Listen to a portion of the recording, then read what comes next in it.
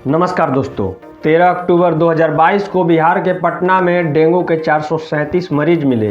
पूरे बिहार में सनसनी मच गई। बिहार ही नहीं, बिहार के अगल बगल वाले कई राज्यों में आजकल डेंगू के मरीज मिल रहे हैं, जो चर्चा में बना हुआ है।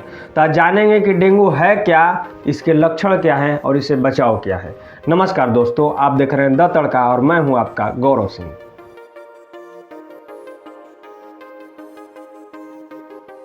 तो सबसे पहले जानिए डेंगू है क्या। डेंगू एक वायरस के कारण होता है जो मच्छरों द्वारा फैलता है। सन 1779 में डेंगू बुखार का पहला पता लगा। डेंगू में बहुत तेज बुखार होता है। इसे हड्डी तोड़ बुखार या ब्रेक बोन फीवर भी कहा जाता है, क्योंकि इसमें रोगी को हड्डी टूटने जैसा दर्द फील होता है। डेंगू के वायरस 4 प्रकार के होते हैं। डेंगू का बुखार 4 प्रकार के वायरस में से किसी एक प्रकार के वायरस के कारण हो सकता है। डेंगू के वायरस को फैलने के लिए किसी माध्यम की आवश्यकता होती है और ये माध्यम मच्छर होते हैं। यदि किसी व्यक्ति को एक बार डेंगू हो जाए तो ठीक होने के बाद शरीर में उस वायरस के लिए एक विशेष एंटीबॉडी बन जाती है, जिस कारण शरीर में उस वायरस के प्रति रोग प्रतिरोधक क्षमता बढ़ जाती है। अब जानिए टाइप्स ऑफ डेंगू, यानी डेंगू के प्रकार के बारे में। डेंगू वायरस 4 भिन्न भिन्न प्रकारों में होते हैं। यदि किसी व्यक्ति को इनमें से किसी एक प्रकार के वायरस का संक्रमण हो जाए तो उसके पूरे जीवन में उस प्रकार के डेंगू वायरस से वो सुरक्षित रहता है।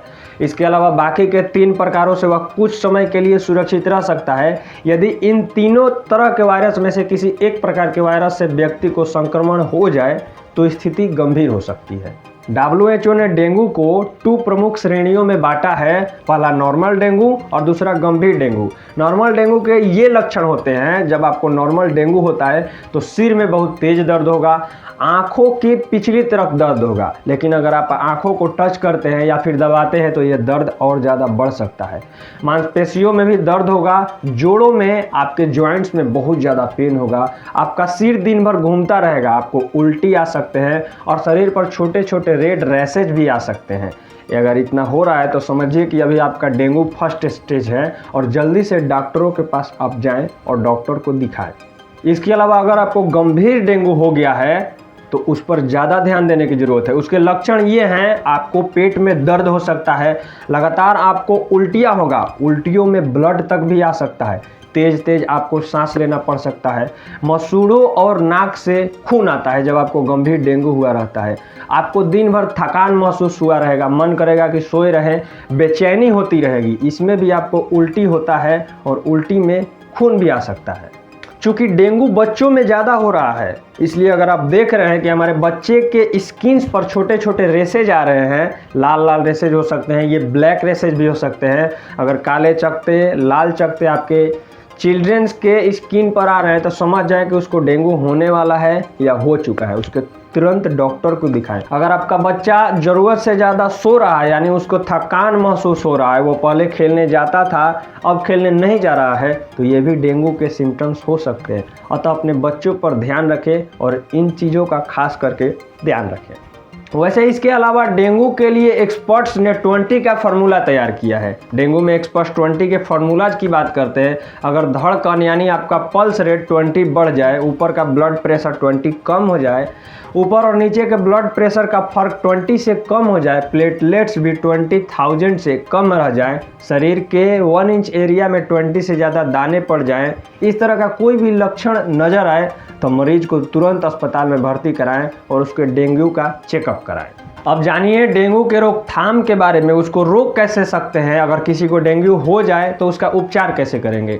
सबसे पहले ध्यान रखेंगे बच्चों पर। दरअसल बच्चों का इम्यून सिस्टम ज़्यादा कमज़ोर होता है और वे खुले में ज़्यादा रहते हैं, इसलिए उनके प्रति सचेत होने की ज़रूरत ज़्यादा है। पेरेंट्स ध्यान दें कि बच्चे घर से बाहर पूरे कपड़े पहन कर जाएँ, जहाँ खेलते हो वहाँ आसपास पानी न जमा हो। स्कूल प्रशासन को इस बात का ध्यान रखना जरूरी है कि उनके स्कूल में खुले में मच्छर न पनप पाए। बहुत छोटे बच्चे खुलकर बीमारी के बारे में बता भी नहीं पाते, इसलिए अगर बच्चा बहुत ज़्यादा रो रहा हो, लगातार सोए जा रहा हो, इस प्रकार का जो हमने लक्षण बताया है वैसा लक्षण हो तो तुरंत उसे अस्पताल ले जाएं और अस्पताल में रहकर ही उसका इलाज करें, क्योंकि बच्चों में प्लेटलेट्स जल्दी गिरते हैं और उनमें डिहाइड्रेशन यानी पानी की कमी भी जल्दी होता है। कुछ बचाव के उपाय हैं जो ये हैं। वेक्टर हॉटस्पॉट की जांच करके मच्छरों को पनपने से रोके। घरों में पानी के बर्तनों को हमेशा ढककर रखें। कचरे को सही तरीके से डिस्पोज करें। गमले में लगे पौधों से जमा पानी को हटा दें। पानी के कंटेनरों को ढककर साफ रखें। चूँकि यह मच्छर साफ पानी में पनपता है, इसलिए पानी की टंकी को हमेशा ढककर रखें और जहाँ भी पानी हो उसको ढककर रखें। घर में कीटनाशकों का छिड़काव कराएं। घर के आसपास भी कीटनाशकों का छिड़काव कराएं। घर की खिड़कियों पर जाली लगा दें। मच्छर भगाने वाले साधनों का उपयोग करें। ऐसे कपड़े पहने जिनसे त्वचा ढकी रहे। अब सबसे बड़ा सवाल कि अगर किसी को डेंगू हो गया है तो उसके साथ क्या करें। सबसे पहले अगर उसे रखे भी तो आइसोलेट करके रखे, यानी उसको मच्छरदानी में रखे, क्योंकि अगर कोई मच्छर उसको काटता है उसके बाद किसी स्वस्थ व्यक्ति को काटेगा तो स्वस्थ व्यक्ति को भी डेंगू होने की संभावना 100% तक हो जाती है। इसलिए उसको आइसोलेट रखे, यानी मच्छरदानी के अंदर अलग रखे। अगर डेंगू हो जाए तो किसी अच्छे फिजिशियन के पास उसको दिखाएं। बच्चों में डेंगू के लक्षण अगर नज़र आए तो उसे पीडियाट्रिशियन डॉक्टर के पास ले जाएं। डेंगू मरीज को खान पान का भी ध्यान रखना जरूरी होता है। अगर उसको खान पान देना हो तो ज़्यादा से ज़्यादा पानी का सेवन कराएं, साफ पानी का सेवन कराएं। हो सके तो पानी को उबाल कर पिलाएं। खाने में भी तरल पदार्थ जरूर रखें, जैसे नारियल पानी, संतरे का जूस, पपीते का जूस जैसे कई फल, जिनके लिस्ट हम डिस्क्रिप्शन में डाल देंगे। इसके अलावा डेंगू मरीज को खाना हमेशा हल्का रखना चाहिए। नॉनवेज तो बिल्कुल भी ना खाएं और मसालेदार सब्जी या मसालेदार कोई भी खाना खाने की चेष्टा बिल्कुल ना करें।